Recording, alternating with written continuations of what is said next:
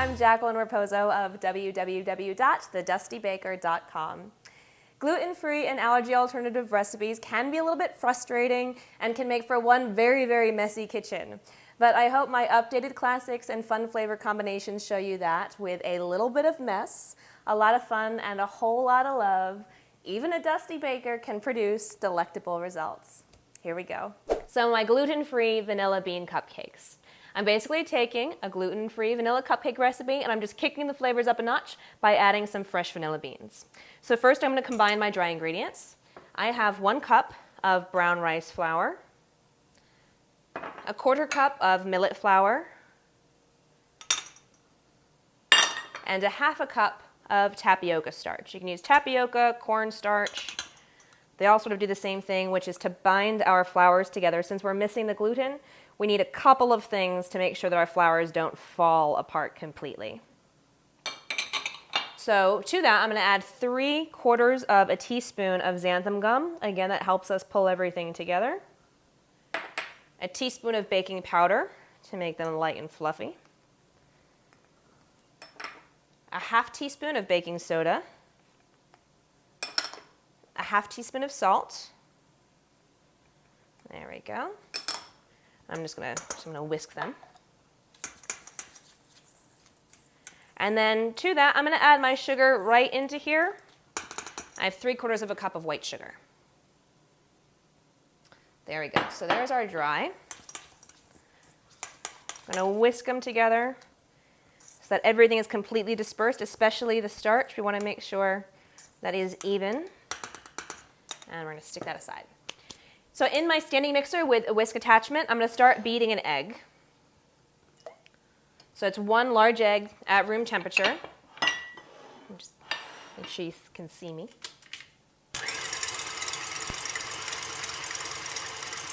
I'm going to start beating that till it's creamy and smooth for a couple of minutes. So while I'm doing that, I'm going to get my vanilla bean ready. This is sort of a short vanilla bean here. And to get all of the beautiful beans from the inside, I'm just going to slice down the center with my sharp knife, and then using the back of my knife to start scraping down. Some days I feel stronger than others, and this seems much easier. There we go. So not the sharp side of my knife, the dull side.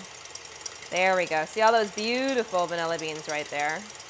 And do 1 more just to make sure I get as much vanilla-y goodness out as I can. So there's my vanilla beans. I'm going to let them sit there for a second. Get rid of my pod. And go back to my mixer. My egg is now nice and creamy and a little bit frothy. I'm going to let it go another minute or so until it gets some volume. That way it's also going to help our cupcakes lift a little bit.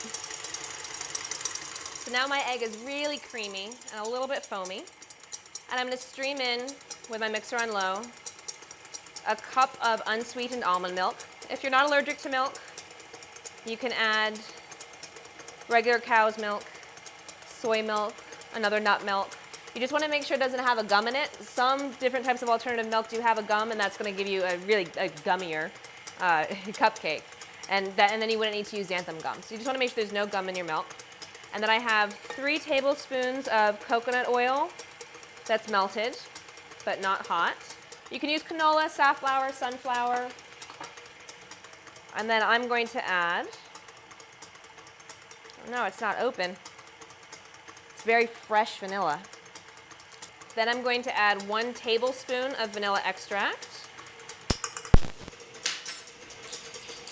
And 1 teaspoon, I'm using apple cider vinegar, but you can use white vinegar or lemon juice. We just need a little something tart, again, just to help hold our flours together in the way we want them to. And then I'm going to take this beautiful vanilla bean and toss that right in. And then I'm just going to turn my speed up so that everything, especially the vanilla bean, gets evenly dispersed in there.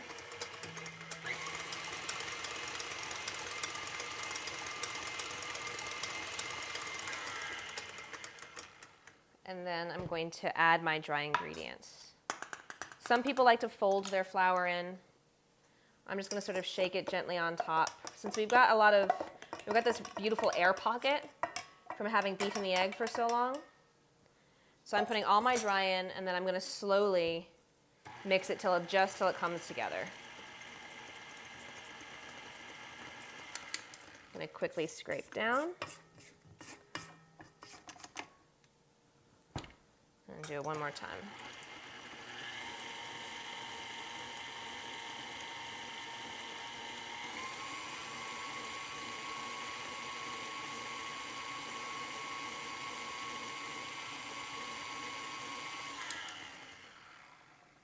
Beautiful.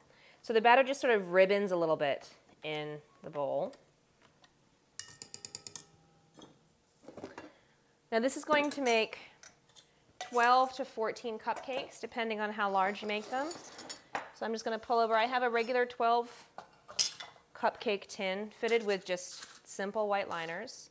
And I'm going to start portioning my cupcake dough out.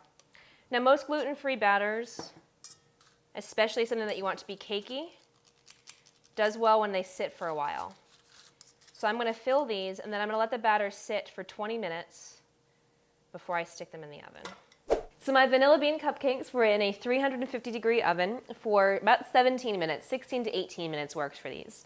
And you can see how beautifully domed they are on top. They're nice and spongy. And we're going to cut into this one here so you can see it inside. So see, it's nice, it's dense. There are these perfect air pockets in it. And it really is bursting with vanilla flavor.